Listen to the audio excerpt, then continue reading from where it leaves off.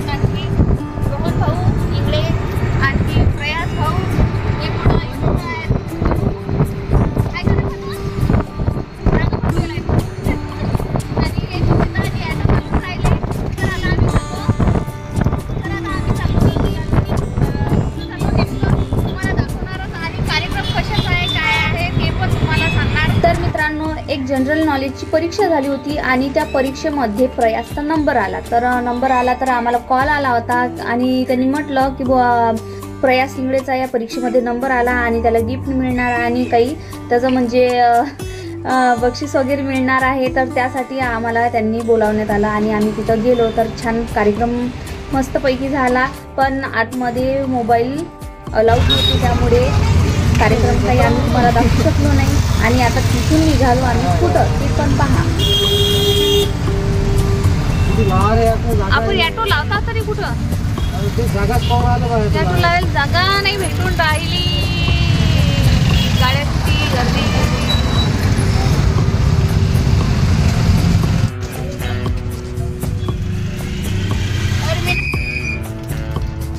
ट्रॉलीवाल्या गाडीत काय होते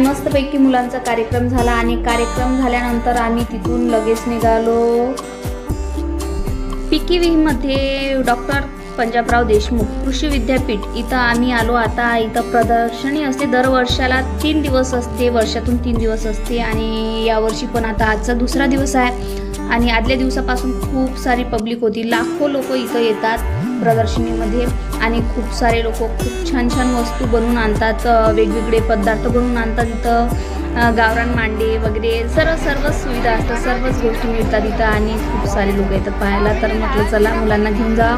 तर दाजीनं मला आणि मुलांना घेऊन पण दाजी इथं आले.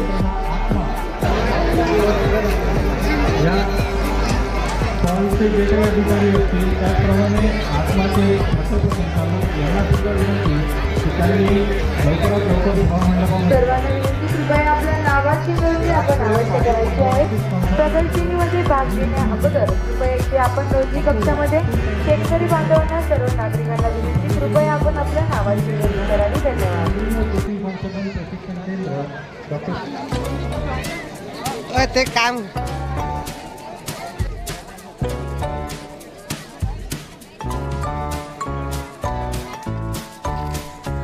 आणि तिथं गेल्यानंतर मुलांना तिथं काही खाऊ पिऊ घातलं. मुलांना म्हटलं बरं ठीक आहे, तुम्हाला जे काय खायचं असेल तर खा, कारण की खूप सारे वेगवेगळे पदार्थ आले होते.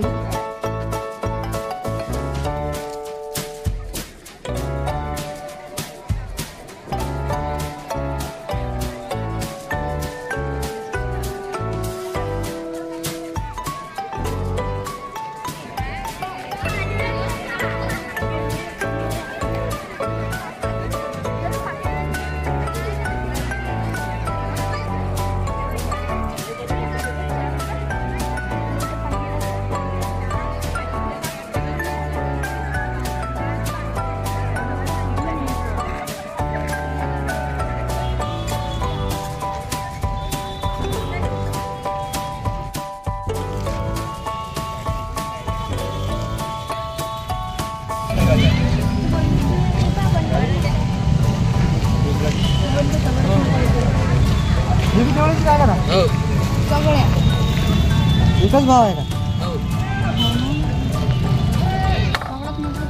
किती वाली आहे? 1500.